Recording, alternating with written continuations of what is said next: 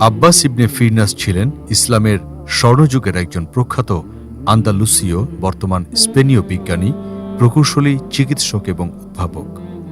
তিনি মানব ইতিহাসের প্রথম ব্যক্তি হিসেবে আকাশে উড্ডয়নের সফল প্রচেষ্টা চালানোর জন্য বিশ্বজুড়ে পরিচিত। আব্বাস ইবনে ফিরনাস 810 খ্রিস্টাব্দে স্পেনের রোন্ডায় জন্মগ্রহণ করেন।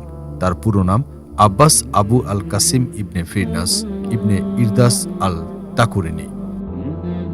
তিনি কর্ডোভার উমাইয়া খলিফাদের রাজসভায় একজন গুরুত্বপূর্ণ ব্যক্তিত্ব ছিলেন এবং বিজ্ঞান, জ্যোতির্বিদ্যা ও সাহিত্যে তার অগাধ পাণ্ডিত্য ছিল।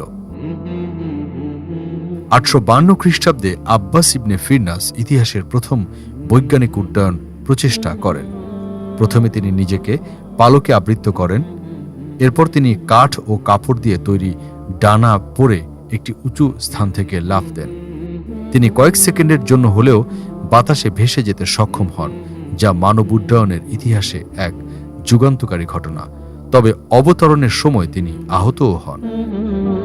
ঐতিহাসিকদের মতে দীর্ঘ 23 বছর পর, তার বয়স যখন 65 বছর, তখন তিনি আবারও আকাশে ওড়ার প্রচেষ্টা চালান। ইবনে ফিরনাস বিশ্বাস করেছিলেন কিছুক্ষণ উড্ডয়নের পর পুনরায় এক স্থানে ফেরত আসতে পারবেন। তিনি তার নতুন আবিষ্কৃত উড্ডয়ন যন্ত্র নিয়ে কর্ডোভার লুসাপা এলাকায় একটি উঁচু পাহাড়ে ওঠেন। জাবাল আল আরুস নামক পাহাড়ের চূড়া থেকে তিনি ছাপ দেন। কর্ডোভা থেকে অনেক মানুষ তার আকাশে ওড়া দেখার জন্য ভিড় জমিয়েছিলেন। প্রত্যক্ষদর্শীদের মতে তিনি বেশ কিছুক্ষণ আকাশে উঠতে থাকেন, এরপর প্রবল গতিতে ভূপৃষ্ঠে অবতরণ করেন। পরে তিনি উপলব্ধি করেন পাখির মতো লেজ না থাকায় তিনি নিরাপদে অবতরণ করতে পারেননি। আব্বাস ইবনে ফিরনাসের এই প্রচেষ্টা পরবর্তীকালে বিমানবিদ্যা ও অ্যারোনটিক্সের ভিত্তি গড়ে দেয়।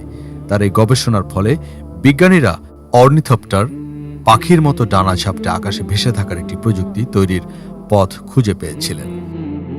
বিংশ শতাব্দীর এভিয়েশন ইঞ্জিনিয়ারদের বিমানের ডিজাইন তৈরির পেছনে ইবনে ফিরনাসের গবেষণার গুরুত্বপূর্ণ অবদান রয়েছে। তার উড্ডয়ন প্রচেষ্টা সম্পর্কে ঐতিহাসিক ফিলিপ কে হেট্টি তার হিস্ট্রি অফ আরব গ্রন্থে মন্তব্য করেন, ইবনে ফিরনাস প্রথম ব্যক্তি যিনি আকাশে ওড়ার জন্য বৈজ্ঞানিকভাবে প্রচেষ্টা চালিয়েছিলেন। তার এই প্রচেষ্টাকে বলা হয় আধুনিক উড়োজাহাজ আবিষ্কারের প্রথম ধাপ। ইবনে ফিরনাসের দ্বারা অনুপ্রাণিত হয়ে আল জাহুরি পরের শতকে আকাশে উঠতে চেষ্টা করেছিলেন। 1007 খ্রিস্টাব্দে আল জাহুরি তুর্কিস্তানের উলু মসজিদের 1002 ফুট উঁচু মিনার থেকে ঝাঁপ দিয়ে ওড়ার চেষ্টা করেন, কিন্তু তিনি দুঃখজনকভাবে ব্যর্থ হন এবং নিচে পড়ে ঘটনাস্থলেই মৃত্যুবরণ করেন। 1500 খ্রিস্টাব্দের দিকে আব্বাস ইবনে ফিরনাসের উদ্ভাবিত উড্ডয়ন যন্ত্র থেকে অনুপ্রাণিত হয়ে বিখ্যাত ইটালিয়ান শিল্পী লিওনার্দো দা ভিঞ্চি আধুনিক উড়োজাহাজের নকশা এঁকেছিলেন। আব্বাস ইবনে ফিরনাস প্রথম সফল মানব উড্ডয়ন প্রচেষ্টাকারী হলেও বিজ্ঞানের নানা ক্ষেত্রেও তার গুরুত্বপূর্ণ অবদান রয়েছে। তিনি আল মাকাতা নামের একটি জলঘড়ি আবিষ্কার করেন, যা পানির শক্তিতে চালিত।